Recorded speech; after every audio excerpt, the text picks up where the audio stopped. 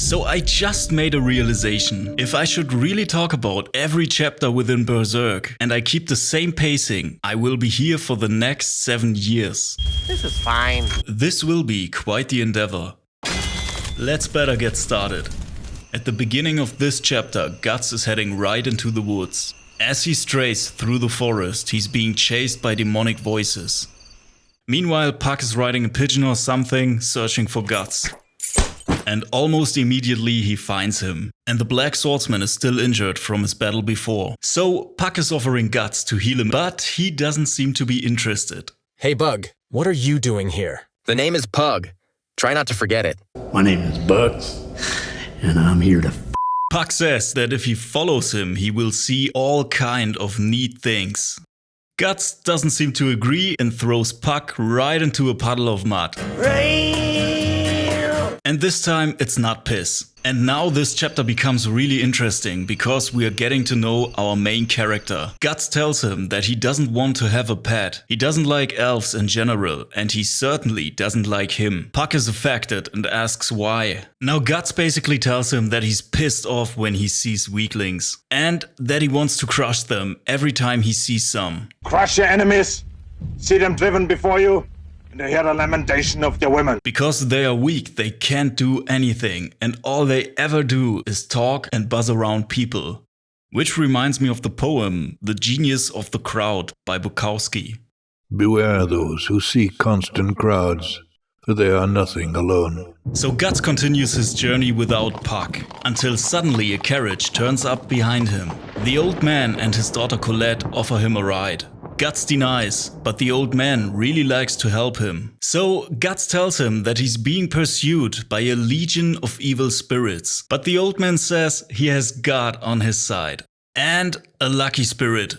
He thinks about it for a moment.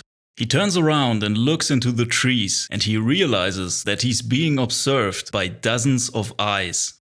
On board of the wagon, Puck tells him that he was here first and that he can't complain this time. The girl offers Guts some homemade wine, and Puck wants some as well. come get some. The girl wants to know where his wounds are from. He repeats himself and tells her that he's being chased by evil spirits. The old man turns around and tells him not to frighten his daughter too much. He asks what kind of sword he's carrying around and what it's good for, and Guts tells him that he needs it for cooking. If you're based within Europe and you're interested in English comics and manga, head over to Walt's Comic Shop. They've got great pre-order deals, bargain bins, amazing big books, and a lot of manga, like the deluxe edition of Berserk. And with the code Cosmic Comic Corner, you'll receive free shipping on your first order above €40. The man guesses that Guts is a mercenary, and he tells him straight away that he doesn't have any respect for a profession like that. His nephew chose the same life, until one day he lost his life on the battlefield. He could have had his own family, and he could have enjoyed the simple pleasures of life. Instead, he's dead. Now Guts asks what's wrong with that, and then our guy drops some serious philosophy. And this is one of my most favorite quotes from the entire story. He died doing what he wanted, no matter what, right? I bet he was happy. And then he continues to say this. Of course, once you die, that's it. Nothing comes after that. Nothing at all. Which is a pretty nihilistic take on life, and it tells us a lot about our protagonist. They kept saying they believe in nothing. Niles. Fuck me. For him it's simple, kill or be killed. Only the strong survive. The biggest part of life is measuring strength, and there is nothing more to it. He tries to find a little sleep, and we are entering Guts' dream. He's naked and he's running down a narrow path between two colossal walls. And he's being observed by an all-seeing eye in the sky. He's sweating, out of breath, and his brand begins to bleed. And again, he's being chased by voices. He's stepping on an arrow that comes from beneath. And once more, he sees the fetus as it crawls towards him. The closer it gets, the bigger it becomes.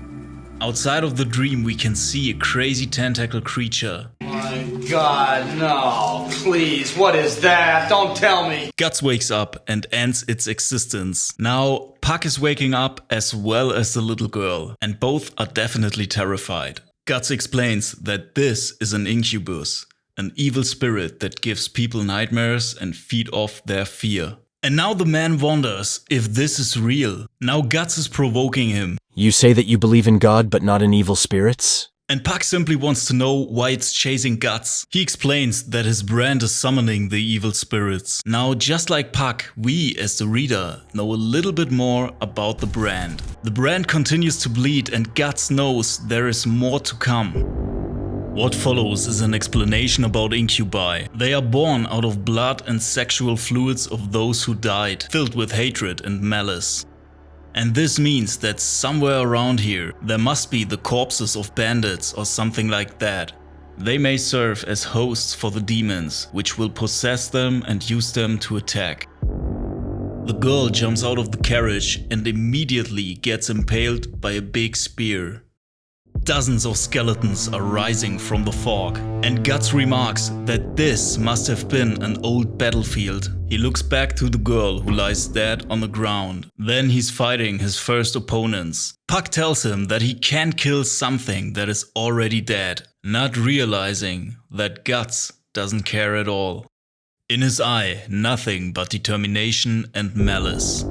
He's grabbing his sword and fighting the aggressors. More evil spirits are possessing the skeletons from beneath the earth and attacking Guts. It doesn't matter to him if his opponents are dead or alive. He's going to kill everyone. While Guts is fighting the evil spirits, the girl beheads her father. Now she's possessed too. She stands in front of Guts with a sword in her hand. Now we can see that Guts is definitely affected by this. And it's actually the first time we see Guts in a moment of shock. He doesn't act while she approaches him, which makes it possible for her to attack. And so the blade finds its target. Now, this is a scene we will see one more time within the manga, and I'm going to remind you when we are there. After a short moment of hesitation, he cuts her in half. Then he continues his fight against the skeletons. He starts vomiting while he puts his sword to use. This makes us realize that there are still things that may have an impact on our main protagonist. The morning comes, and the evil spirits disappear. Guts has fought for the entire night, and now he's just standing there, right in the middle of the forest, leaning on his sword. Regarding the girl, Puck tells him that it wasn't his fault, and subsequently Guts begins to laugh. He agrees with Puck, it wasn't his fault, and he continues to say that both of them were simply too weak to live in this world. They couldn't protect themselves from a walking disaster like him. And here comes another one of my favorite quotes from the entire series, which is this. If you're always worried about crushing the ants beneath you, you won't be able to walk. Guts is surrounded by demonic voices and now even Puck can hear them. Guts screams in madness, raises his arm and fires his cannon. And then they find themselves within the sound of silence. Within the sound of silence. Now our protagonist turns around and walks away, and Puck says to himself, this is the world Guts lives in. Then we see Guts leaving the forest, and Puck who follows him.